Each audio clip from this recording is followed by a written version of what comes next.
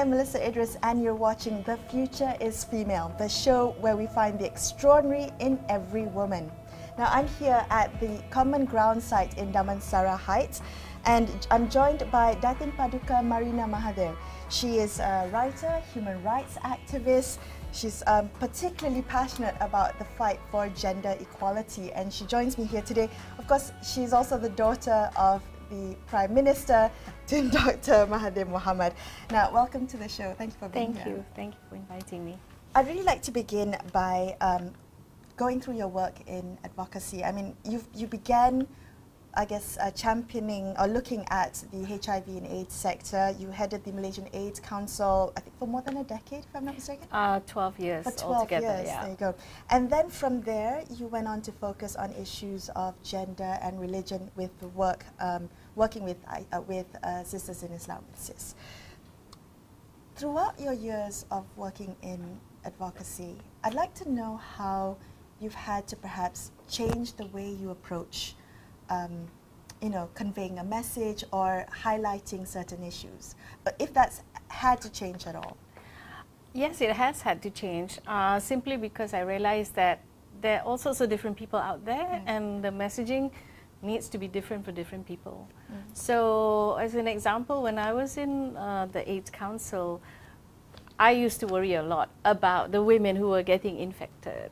And a lot of it was unnecessary, the infection, but it's because they didn't understand their rights, the right to their own health, to their bodily integrity, and just plain ignorance about how HIV works, and how you get infected. So around the time when I was about to leave, I thought that, okay, it's hard to work on older women, but maybe young women. Okay, so you learned that perhaps young women were more receptive? More receptive, and you catch them early in a way, So that's how I began talking with my friend Lina Tan, and we did 3R. We devised this TV program 3R, Respect, Relax, Respond. That's right. And to talk to young women, and of course it had to be a fun way, Can I tell you that TV show had such an impact on me growing up? Really? I was a girl going into womanhood at that time, and it resonated with me. I found that great. So it was really helpful, helping me think about things that I didn't know how to ask about. So many people told me that. Yeah. It was really, a real great experience doing that, and we did it for 10 years. And then by that time we thought we need to do a change, and we're still talking about it, doing more online platforms and things like that. But I think realizing that worked the way it did was really heartening. How did you get involved in working with marginalized communities with AIDS and HIV? I just did it because when I joined MAC, first it was the foundation and then the Malaysian AIDS Council first? No, foundation first. Okay.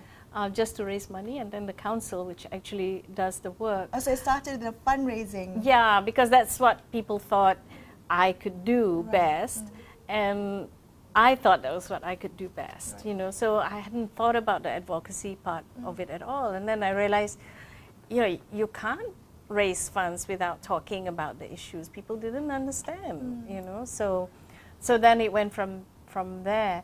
But at that time, I really didn't know what I was getting myself into. I mean, I was quite protected. I wouldn't say completely sheltered, but all these different groups of people I had no experience with. So it was pretty much being plunged into the deep end. So the transgender community, sex workers, drug users, migrant workers, everything. Okay. But when you talk to them, you realize these are just people who are simply in these circumstances which make them vulnerable to infection. So my job is to work for all of them, because ultimately all these groups are part of all of society, and the only way to protect all of society is to protect them. And that's how it went. So then how did you move from looking at AIDS and HIV to gender and religion, because it is a bit of a shift away. So this is the journey that you... Well, not actually a shift away at all, because the thing about AIDS work is that it touches everything. Right.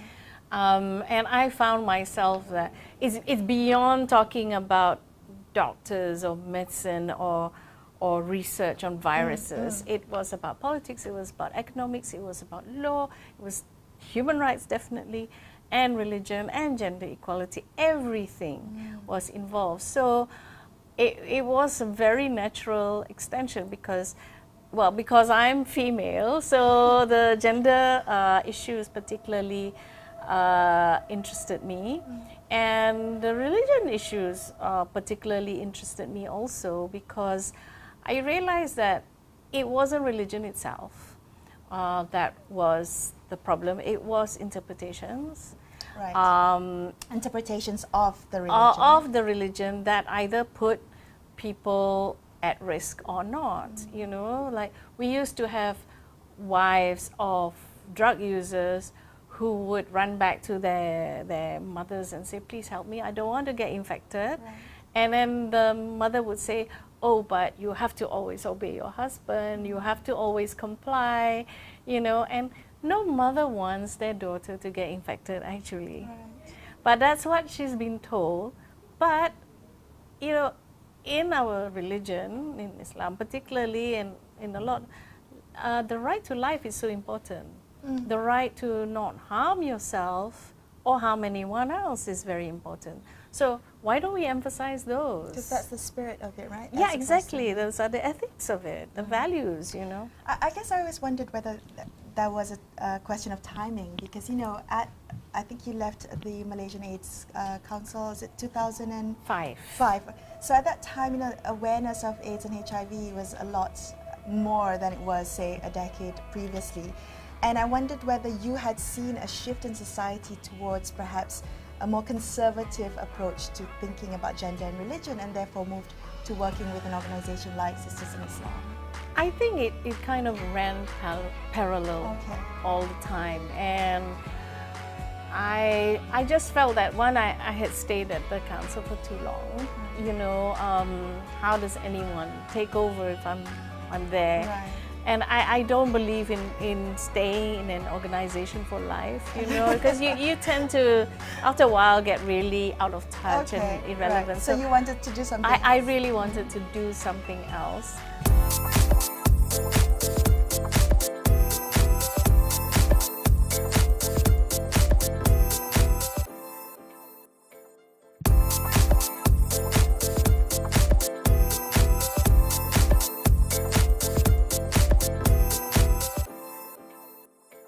So just coming back to your work in advocacy, and you're focused on human rights, women's rights especially. Have you seen social norms change in Malaysia? I think it has, but it is generational. I don't think it's changed very much the older crowd. But among young people, I find that they're much more relaxed. So that's to be expected, right? It has to be generational. Yes, but hopefully they retain that and don't become more conservative. The worry is that they will be turned conservative in the later years. Due to various other pressures, social pressures. There's so much pressure to conform in this society. But I think young people are much more tolerant of diversity. Of letting people be, who they are, what they want to be, and have a sense of justice, and now they often take action when they see something they don't like. What do you think it is? What do you think caused these small incremental changes, and you're seeing it now generationally? I think one is that we are so globalized now. So they are seeing examples from around the world, and they like it. For example, when Emma Thompson said that she was a feminist, that made it okay for so many young women say that they were feminists too, because they love Emma Thompson, they admire her, and if she says it's okay, it's okay. So I've seen lots of young teenage girls saying, I'm a feminist, right. you know, proudly. So I think it's those sorts of things. That's that globalization thing. Partly also, I think in the Malaysian context, they have seen some of us older folks, I guess, take risks, face the consequences, and still carry on. So right. I think those are great examples, you know, that they see, okay, you know, well, if they can do it, then I can too. And I think that's been building up. You know, I mean, you just look at Bercy, you know, when it first started, okay, everyone, we're so not used to this, right? So everyone is like really scared of like, and then it's not the Malaysian way. Not the Malaysian way, you know. But then people go out there, sure, they get tear gas, they get water gun and all that, cannon, and then they still go back, and they still go back, and they still go back, and more. Yeah, so, you know, that sort of thing, right. I think courage begets courage. I really think that, you know. So I guess on that note of globalization, you know, so as young people see what's happening around the world, I'm trying to think about how it's reflected here in the media. I mean, you mentioned you co-executive produced 3R, right? Which was wonderful, and you also co-produced Goal in Ginchu, which is all about, you know, strong young women. But what do you think, what do you make about the current media landscape, what we're seeing on TV, online right now, you know? Is the media reinforcing certain stereotypes, certain beliefs, certain values? All the time, all the time. And it's kind of, when you talk to media producers saying, why do you do this?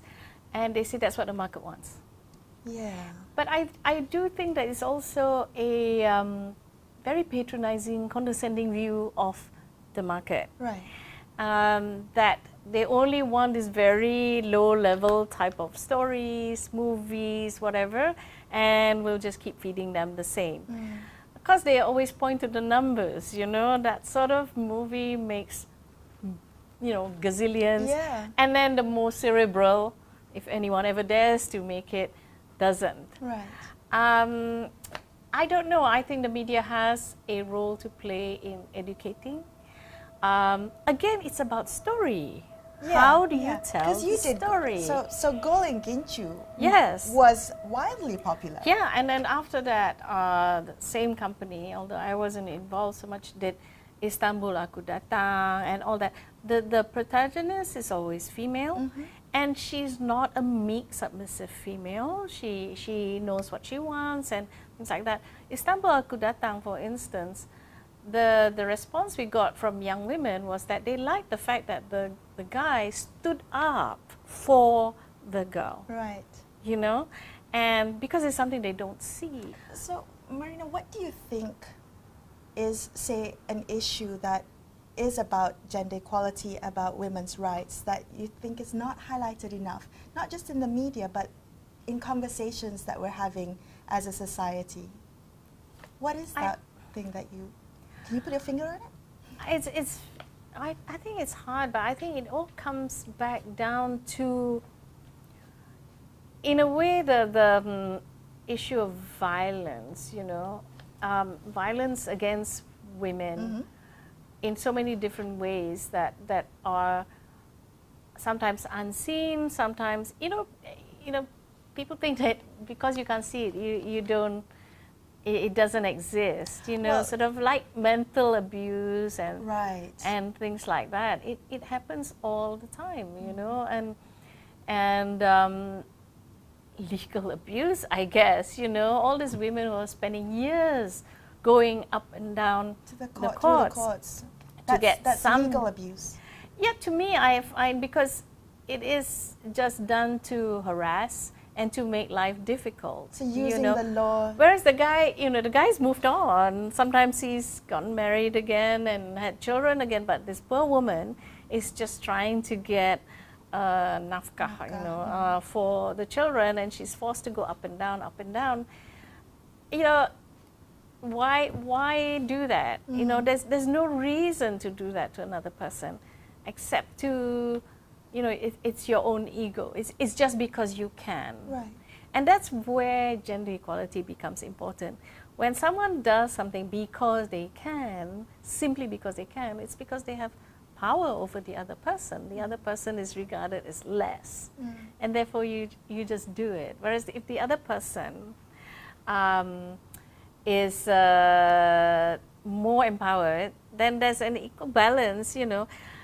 I was talking to a friend the other day, and I was asking her about, my group Sisters in Islam, what was her impression of it. And she said, well, I used to have the same impression as everyone else. I thought you all were just a deviant group. You're talking about things which are outside the religion, so to speak, whatever. Then I was having problems with my husband. Right. We were quarreling, we were going to separate, and he was, trying to do all these things to me. And I wrote to Sisters to say, I'm going through this process of getting divorced, and I don't know what to do and all that. And she said, I had a reply which told me very clearly what were my rights as a woman, as a mother, as, She said that was so helpful that after that I could respond back to my husband and said, since then, I changed my mind. So, it's that it was how we basically brought her up to a level where, was more equal, and therefore she could, speak for herself better because she had the knowledge. Because most women don't know their rights. They don't know their rights. They don't know their rights.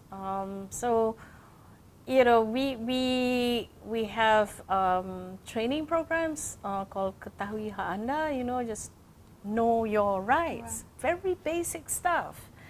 And women feel so much more confident and empowered once they do that. What kind of rights, Marina, when you talk about rights? I'm talking about Muslim women, for instance, like, your rights to the Eddah, your rights to, custody to children. The courts normally give to the mother first, and usually mother's side first. So she has a kind of inherent right to that.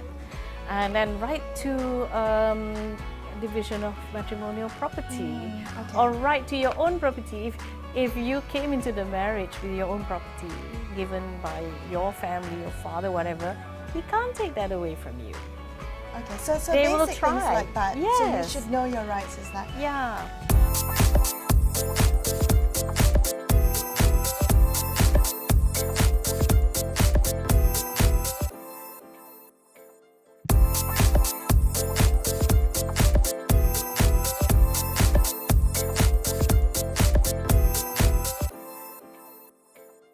I love that story that you just related, because I wonder sometimes whether, despite all the good work that organizations like Sisters in Islam does, all the people fighting for to get awareness and a champion for equality, whether this is seen to be, the perception is that it is quite an elitist cause. So you're speaking to a certain bubble of society, people who are already aware perhaps of their rights.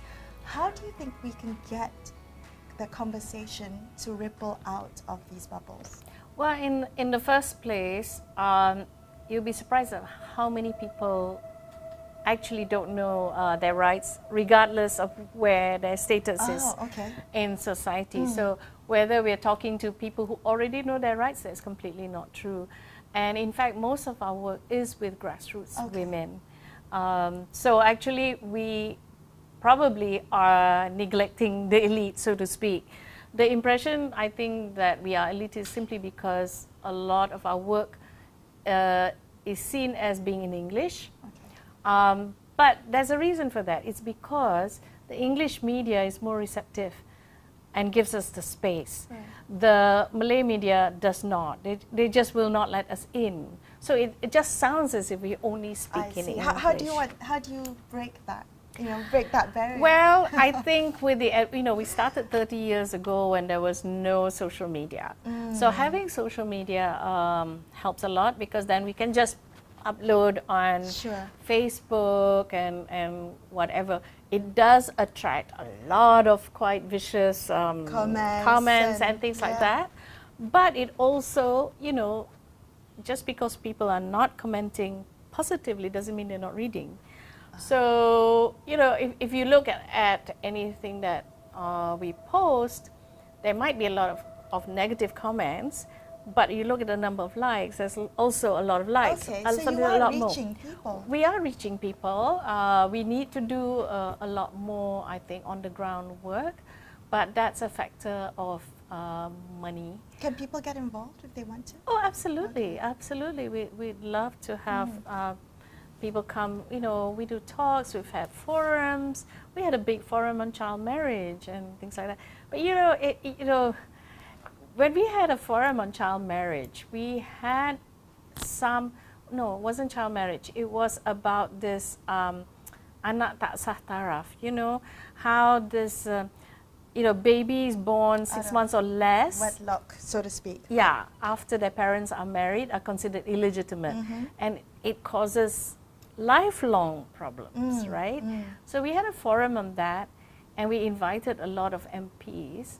And at that time, this was the previous government, none of the government ones came, opposition ones came. The Malay papers covered it, but did not say who organized the forum. So that's the way they create the impression that we do not speak to the grassroots. So I like that you're talking about things that used to be very difficult to talk about. We have to. Yeah. We have to. I mean, topics like that used to be considered taboo. It's a difficult conversation to have. It'd be hushed up and not given, I guess, the time of day, right? Yeah, but then then you see problems coming up, endless problems, abandoned babies, child marriage, abuse, and incest, and everything. Well, I mean, who's going to deal with that? Right. Yeah. I'm also glad that you brought up social media a bit earlier, because I want to talk to you about your relationship with social media. I mean, you're very active on Twitter. It's at NetraKL. Right? Yes. You're not shy to voice your opinion. I guess I'm wondering, given that what's out there, I'm sure you've had a lot of brickbats, you've had a lot of backlash to some of the things that you've said. How do you choose what to speak out on, and how do you deal with the responses to it?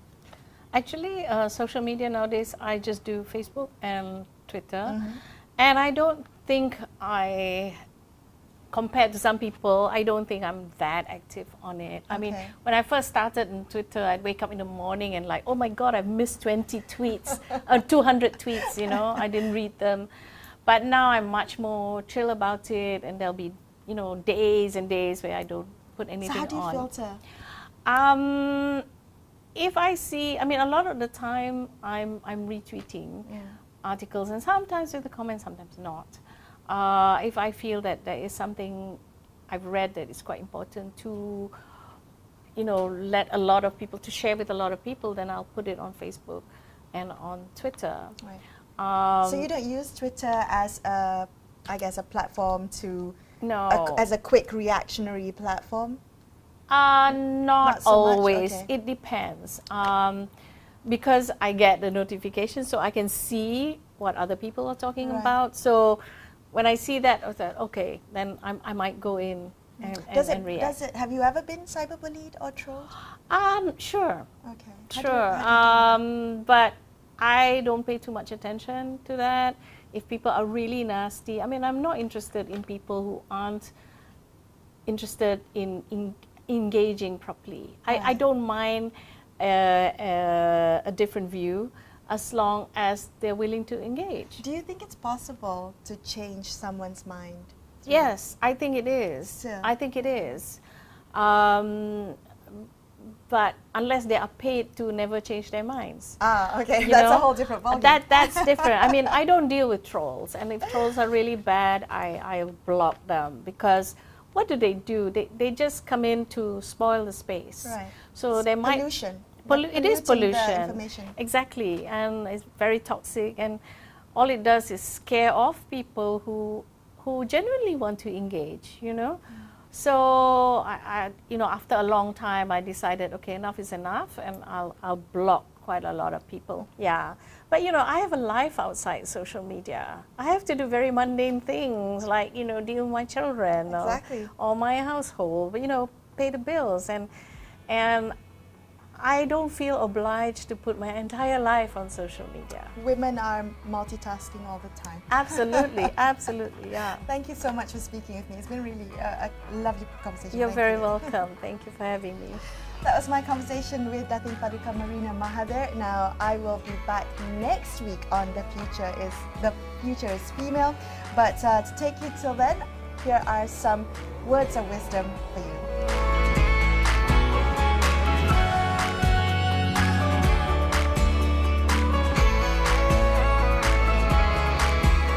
I'm Melissa Idris, and I'll see you next week.